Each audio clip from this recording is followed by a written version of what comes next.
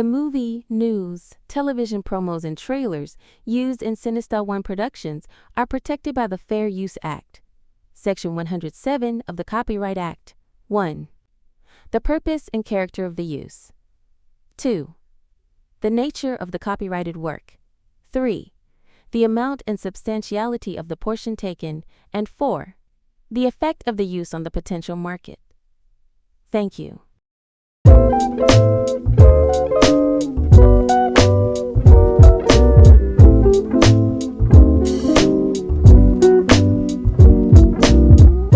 Good morning, world. Welcome to TalkBack with Gloria Shea, a Sinista1 production. Now here's Gloria.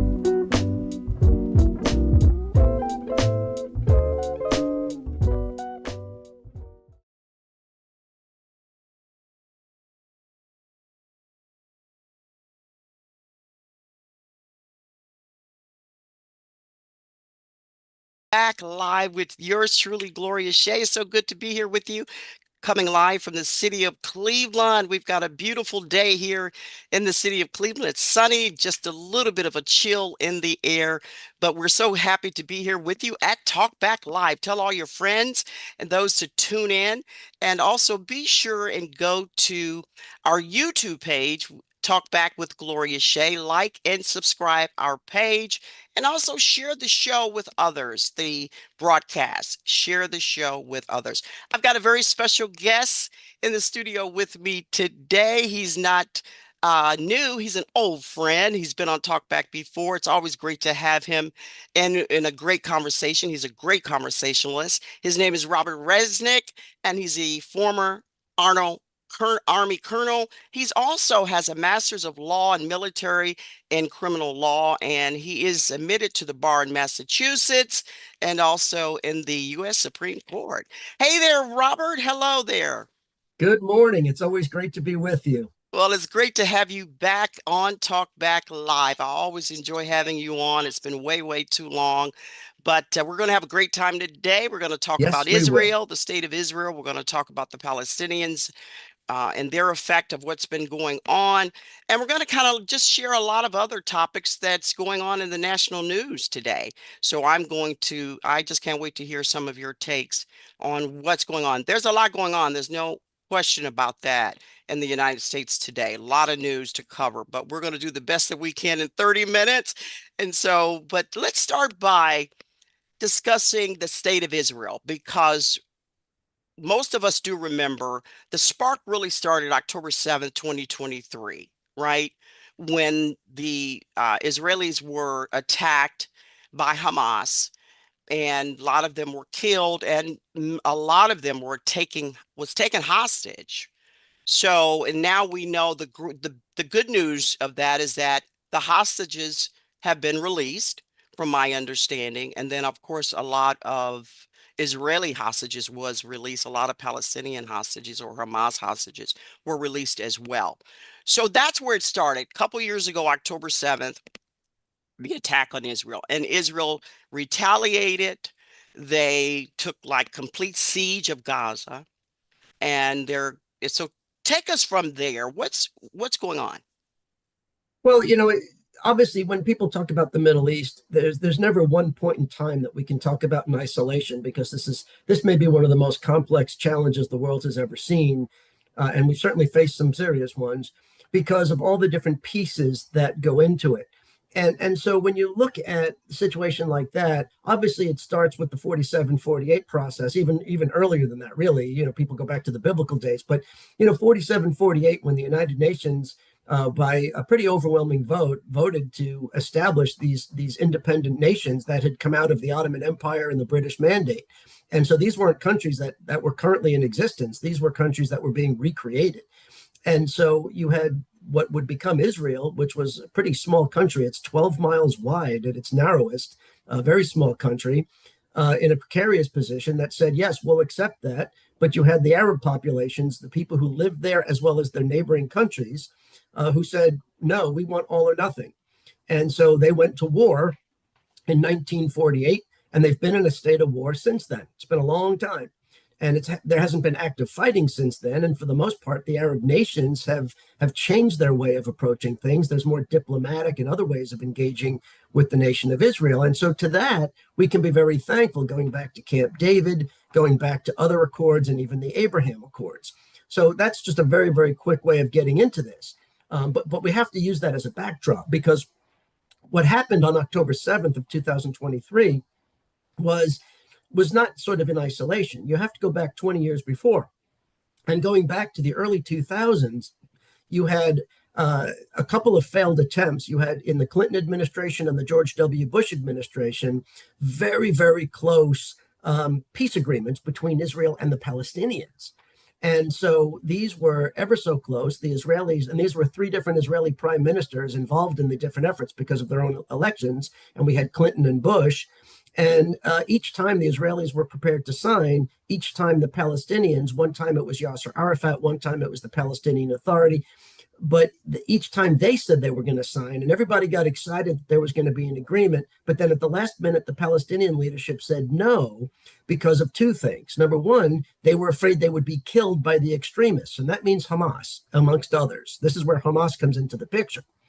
And so they were afraid they would be killed off, and then the peace agreement would go to nothing because you would have extremists taking over. And in fact, Hamas did. They took over Gaza after that time. So Hamas has been in charge of Gaza. They didn't win an election, mind you. They just simply took it over because the Palestinian Authority, after this latest failed peace agreement, was seen as weak, feckless, and corrupt. This is by the Palestinian people themselves. And ever since then, the West Bank government of the Palestinians has become weaker, and Hamas has become stronger in Gaza.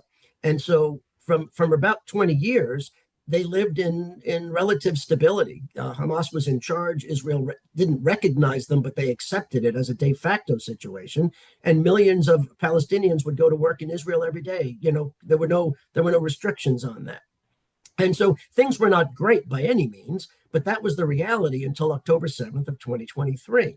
And then you had, and be careful before you react to my words, Hamas executed they brilliantly executed this devastating attack. And I'm not saying what they did was right, but it was executed in a way that caught Israel completely off guard. They managed to achieve their major objectives and go back to Gaza. And so, that being said, what they did was devastating and, what some of the most horrific violations of international law we've ever seen. And so, this is where we started last time I was with you when we were talking about October 7th. And, I had said to people that thankfully, obviously in mainstream news and media and what have you, they don't show the video footage. But for all these people that think they know what went on that day or think they understand this latest chapter of the conflict, I always say you have to start off by watching that video, which you can get on the internet. You can get anything on the internet. And what you see would be Hamas terrorists going into innocent Israeli homes. These are peaceful kibbutzniks. These aren't people who were fighting. These were people who were just living their lives and not causing trouble. And these were people who were at a peace concert. A peace concert. That was what their target was. Right. And so what Hamas did was they took infants out of their cribs, away from their mother's arms, and with their bare hands ripped their heads off. That's what you see on the video, okay? And the reason I bring that up, and they did other things. I won't go through the list, okay? That's one of the more horrific. They also burned them alive, by the way. But what I'm saying is this was the backdrop that led to Israel's reaction.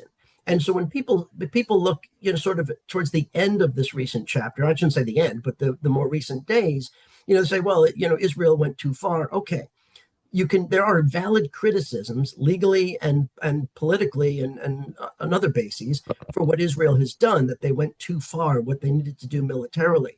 But let's not forget what prompted this, because any nation that suffered that type of atrocity would have reacted, similarly.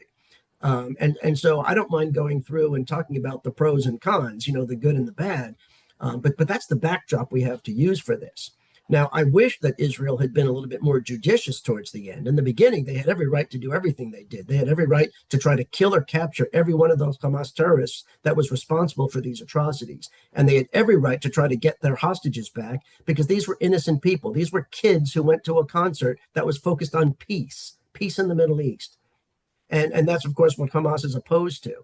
And these were people who lived on farms, kibbutzes, where they just had communal farms, not militants, not settlers, just people living, trying to farm land in a desert environment. And these were people who were killed and captured. So this was an atrocity like people don't normally see. And so at the beginning, I don't think anybody really, not realistically anyway, could have faulted what they did. The problem is, at some point, you've caused devastation to the Hamas leadership. But the problem is, Hamas was, and I'll wrap up in a moment. I realize I'm monopolizing our talk here. But my last point would be that Hamas intentionally, for 20 years, has built a tunnel network. And they've built a tunnel network under hospitals, apartments, schools, all these protected places that would not be valid targets, that would be left alone in a military conflict. But Hamas violated those rules under international law, including the Geneva Conventions, by putting their headquarters, their munitions, everything that they built in that way, daring Israel to attack. And under international law, the use of a human shield is the responsibility of the people who imposed the human shield, meaning Hamas. Now, it doesn't mean that the nation that responds, in this case Israel, is automatically able to do anything they want, but the legal basis falls on Hamas for the ones who put those people in harm's way by intentionally building their tunnels and their headquarters and everything else in those protected areas. Now, what the law required was Israel to use what we call proportionality. They had to weigh the importance of their targeting, what was their objectives, with the risk of harm to innocent civilians. And that's where there can be some legitimate criticisms, that Israel probably should have been more judicious in some of those decisions. But at the same time, the targets they went after were legitimate, and they fulfilled their duty to warn by trying to warn the Palestinians. Here's where I disagree with you. The targets that Israel targeted was not agreeable or fair or judicial or any of that. Here's why I say that. Yeah. Israel went in and totally demolished the Palestinians. They demolished their life existence pretty much. Okay. They killed thousands. They displaced thousands. Okay. They created a humanitarian crisis, which they refuse to acknowledge. There has been other countries that had to get involved to get food and aid into Gaza. So Israel's retaliation, in my opinion, was just overdone. Was there, in your opinion, was there really a need to do with Israel what they did as far as going in and demolishing the Palestinians, displacing Palestinians, creating a humanitarian crisis? In your opinion, was that you don't think that was overkill?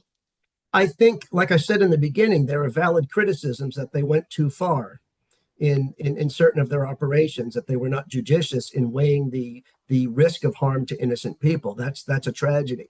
However, I would say that a lot of this has been overblown, that there's been a lot of inaccurate information thrown all over the internet, which is the most dangerous, social media is the most dangerous thing to ever plague our society. I agree with a lot of those critics. What I would say is this: all Hamas ever had to do was release the hostages to have ended everything that was going on. They only did that recently. They could have done it at any point in the last 2 years, and they chose not to. They chose to, of course, they chose to do it in the first place, to take the hostages, knowing what would happen. You have to remember, Hamas doesn't give a darn about the Palestinian people. They're an extremist terrorist organization. They took power by force, and they took power by murdering all the Palestinian moderates that were part of the Palestinian Authority. So they don't care about their own people. They put the Palestinian people in harm's way. They caused the devastation by the actions that they've taken. And in fact, it is proven that Hamas steals most of the humanitarian aid that comes in so that they themselves can either provide it to people or sell it to the Palestinian people, not that they have money to buy it. And so a lot of the challenges that we talk about, no one wants to see that. It was horrific to see. But most of it was caused by Hamas. And remember, the targets that Israel destroyed were intended to destroy the Hamas headquarters. The problem was they built them underneath or in the vicinity of the Palestinian people. And I think that Israel probably should have withheld on some of those targets. I would criticize that. But at the same time, Hamas dared them to do it by putting the lawful targets in the vicinity of those protected places. And that's the problem there. So I think, if Hamas had acted properly in accordance with the law, Israel would have fought them in an open battle. But that's not what they wanted. They wanted their own people. Hamas wins when Palestinians are killed. That's what they want. They want Israelis to be killed, and they want their own Palestinian people to be killed. And that's why you can't deal with them. Right.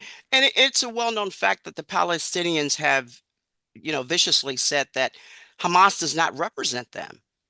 They've been very clear about that they want their own representation. And one part of that is a two-state country there where they can have their own rights in their own homeland. And where they currently stay there in Gaza is their homeland. So they want the two-state to be considered. Why, in your opinion, why hasn't that really been considered by Israel? Why do they refuse to allow a two-state constitution there? Yeah, I mean, first of all, I think a two-state solution may be the only way to end this conflict. So I agree with that statement. But I would say this, the multiple peace agreements that I referenced at the beginning of our talk, that at the last minute the Palestinians chose not to sign when they had indicated they would sign it, would have created, in essence, a two-state solution. The Palestinian Authority in the West Bank would have taken control and been the government of an independent, autonomous Palestinian state, whatever you want to call it. And that would have included Gaza. The problem was, because Gaza and the West Bank are not connected, they never were in the first place. Because they weren't connected, Hamas was able to take control of Gaza while the Palestinian Authority kept control of the West Bank. And so it's very difficult to see, how you can connect that. You would have had to establish some kind of a transportation corridor. And in fact, there was one for a brief amount of time, but Hamas exploited it. And so the Israelis closed that down. This is years before. But, right. So the challenge is that right now, the Israeli government, at least by its rhetoric, and when I say the Israeli government, I mean the right-wing coalition led by Netanyahu, not all Israelis and not the entire Knesset. Many members of the Knesset still support a two-state solution, but Netanyahu does not, and his right-wing coalition does not, and that is an obstacle right now. However, even though they say that, if an agreement came about, maybe they would support it, especially with United States pressure or other reasons to support it. So just because they say that, that could be a bargaining position. I do think these right-wing parties don't support it for different reasons. And I'm critical of that decision, because I think that might be one of the necessary things to at least negotiate in good faith and see if it can come about. But at the same time, on 3 occasions in the 1990s and 2000s, the Palestinians said no. They wouldn't take yes for an answer. So the Israelis, at some point, while they shouldn't give up, they should not go the other extreme. They've been denied, 3 times when they were ready to sign an agreement. Okay. Well, thank you for sharing that great information there with us, Robert. I appreciate that. And I hope the viewers out there are learning just a little bit more of possibly what has happened there in Israel. We're going to take a break. It's midway half of the show. Already? We're going to take already. We're going to take a short break. And I want to encourage my viewers out there, please drop a question or comment in the chat. We'd be happy to address that. Robert Resnick, as I said, is well-known, well-versed with international affairs. He is a former Army colonel, and so he really does know what he's talking about. We're going to take a break right now. We'll see you on the other side.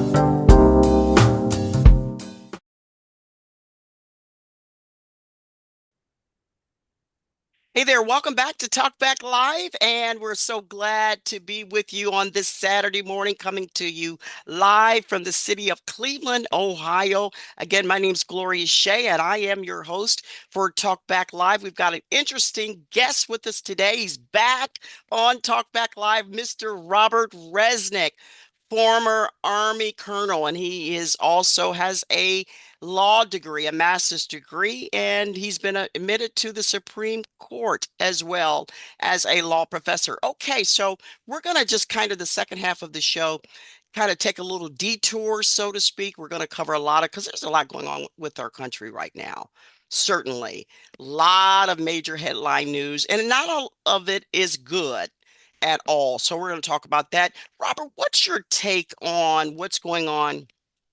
Because the White House is under major demolition right now. The president, Donald Trump, wants to create a ballroom that's going to cost billions of dollars. And from my understanding, help my viewers and myself even understand, he didn't quite take the correct route to do this. What's your opinion? Right. That's the important thing, because people can argue about whether we need a ballroom or not. I know that sounds like a very silly thing to talk about with the shutdown and all these serious things happening right now. But putting that aside for the moment and just focusing on the project, the issue is, do we need a ballroom and how big of a ballroom? So let's be fair that other presidents have said that it would be nice to have that type of space, because what they've been doing for many years is when they have a big state dinner like that, they set up one of those big tents that you might see at a college reunion, or something like that, where those giant tents that cover the lawn, and they put down some kind of flooring and tables and chairs. That's not, a lot of people just don't think that that's up to the level of what the United States should be doing. Other people would say, hey, that's perfect because it makes us all equal, right? That we're under a tent instead of some fancy ballroom. But at the same time, and to be fair, many administrations have kind of talked about how it would be nice to have some entertainment space, so that when they do have state dinners, and by the way, state dinners have hundreds of people, they could fit them into a nice space. So with that as the backdrop, President Trump was not the first person to think about this. He was the first person to go ahead and do it. And the problem with what he's done is not just the timing of it, but it has to do, number one, with the huge extension that it is. I mean, this is not just a ballroom. This is quite larger than anybody else anticipated. And so, other presidents have done modifications. One president put in a bowling alley. We've had the Kennedy Rose Garden, minor things. This is huge. This is more than twice the size of the White House. And the problem is, the question that you asked was the process. There is a process. The White House is a historic preservation building. It's covered by the National Historic Preservation Society. It's also by the National Park Society. Remember, it is not a private residence. It's owned by the people of the United States. And there is a process. There is an existing process that is required to go through to make any kind of changes, especially such extensive changes. And that's what they failed to do. They didn't file the plans, and they intentionally did it. They tried to make excuses. Oh, well, it's just the demolition. Well, no, it's not just the demolition. They destroyed the entire East Wing in days before anybody knew it was going to happen. And that's an area that might have been a subject of discussion. Whether to try to preserve it, how to expand it, whatever the case may be. Because when Trump first said he was going to do it, they said they would not demolish the East Wing, and then they did it almost in secret. So there are a lot of people who may otherwise support the need for a ballroom of some kind, who are just absolutely opposed to one more example of the Trump administration saying the law doesn't apply to them. And so if this is part of a bigger pattern, then it is a big deal. If it was an isolated incident, I don't think we'd be talking much about it. But it's just another example of people thinking that they're above the law. And, Absolutely. the expense and the lack of respect for historic preservation is problematic. He's just determined to bypass Congress on every turn. But the question also is this the right time to even be doing something like this? No. I mean, the economy is down, inflation is up, people are losing jobs, the government is shut down, air traffic controllers are calling off work because they're not getting paid. Is this the right time to even do something like this? Exactly. That you've listed, that's just a partial list of the major issues we're confronting as the nation right now. This is the worst time to be doing it. And there was no rush other than the fact that he seizes on opportunities to distract. And the more we talk about the ballroom and look at the visuals of that, the less we're talking about how inflation just went above 3% for the first time in a while. And the less we're talking about the shutdown and air traffic problems and, all these other things. He doesn't want us thinking about them. So from his standpoint, this is the right time to do it because it's a huge distraction. For the rest of the nation, we didn't need this right now. This is absolutely the worst time. Yeah, people are not getting paid. They're wondering how they're going to pay their mortgage and how they're going to pay their bills, how they're going to feed their family. I mean, this is really basic things that are haunting this country right now. All these food banks are being overwhelmed right now, folks. If you have any extra money lying around, give to your local food bank because there are people in great need. Exactly, exactly. But that's typical of Trump. I think we've seen a pattern here during his first term and certainly just in a few months of his second term that he's very chaotic. He doesn't think he has to, get anyone's approval, bypasses Congress on every whim, makes decisions on things that he and he alone wants to do. Let's talk a little bit about Venezuela. Sure. And what's going on there, because he literally has just attacked. I mean, he's killed, I'm not sure how many now, but what's your take on where's the proof that they are a hindrance now with drugs? Because I would think he would be looking at Mexico. Why Venezuela? Yeah, because he can. Obviously we could never do this to Mexico, right? So the issue is, just a very quick backdrop. We talked about this on the booth. And the first thing I told the listeners of that program was go back and read Tom Clancy's book called The Clear and Present Danger. It's about this very topic. And it's fiction, obviously, but by the way, the movie's not very good, so read the book. But nothing against the actors. It's just not a very well done movie. They didn't follow the book. But anyway, the point is that it's an interesting concept from a geopolitical, military, war on drugs standpoint. The idea that the United States would consider, we call it the war on drugs, but it was never a war, of course. But, it's an intriguing idea about, if we're going to try to prevent, drugs from being imported into the United States, then what about the idea of, destroying them as crops, right? Preventing them from ever becoming drugs in the first place. And so there's obviously legal issues with that. I'm just saying it's a very intriguing proposition to begin with. Here's the challenge that we have with Venezuela. You're talking about very small speedboats that have a limited range. I read, I think that might have even been Senator Rand Paul from Kentucky who said this, but somebody said this yesterday, that for one of these boats to reach the United States, it would have to refuel 20 times along the way. Venezuela is nowhere near the United States, especially for a little boat. And so these boats do not represent any threat to the United States.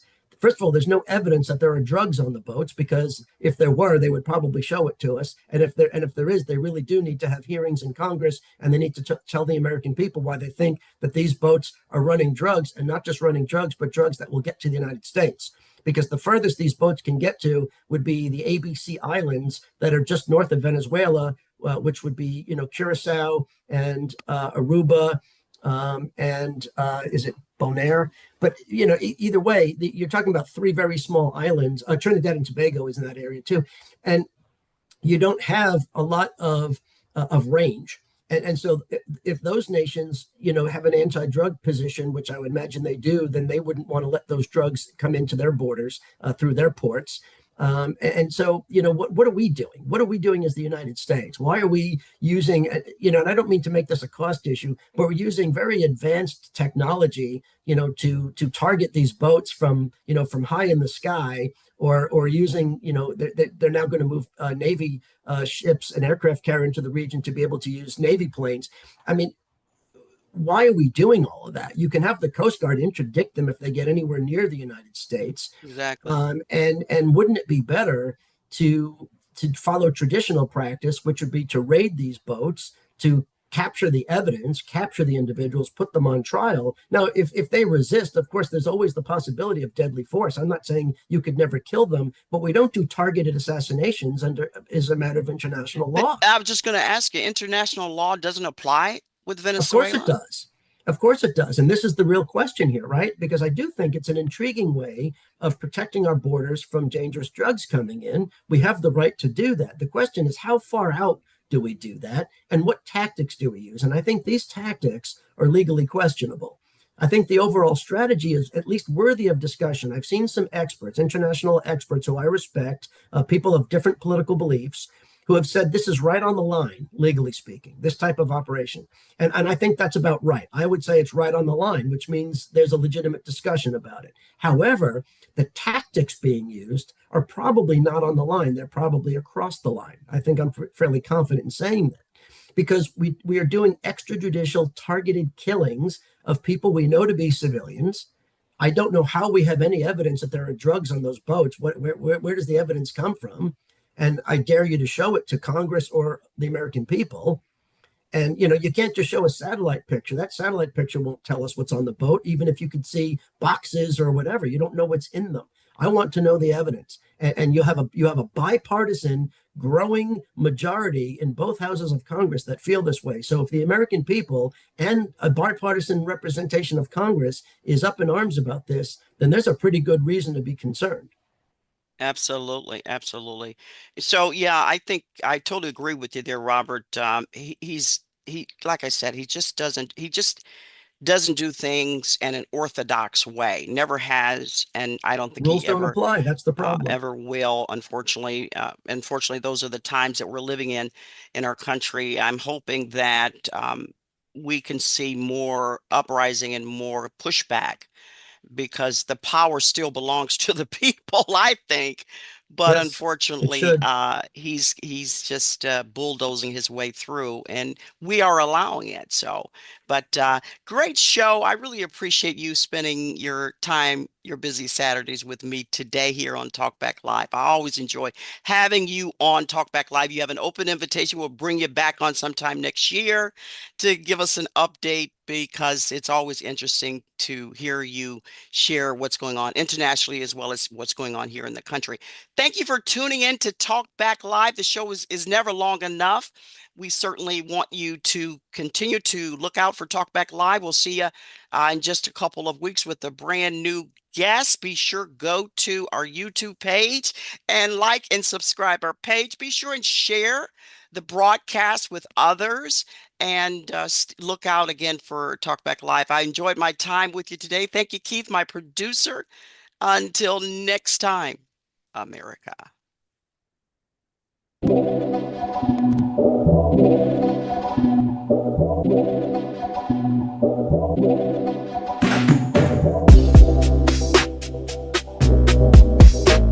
Thanks for watching Talkback with Gloria Shea.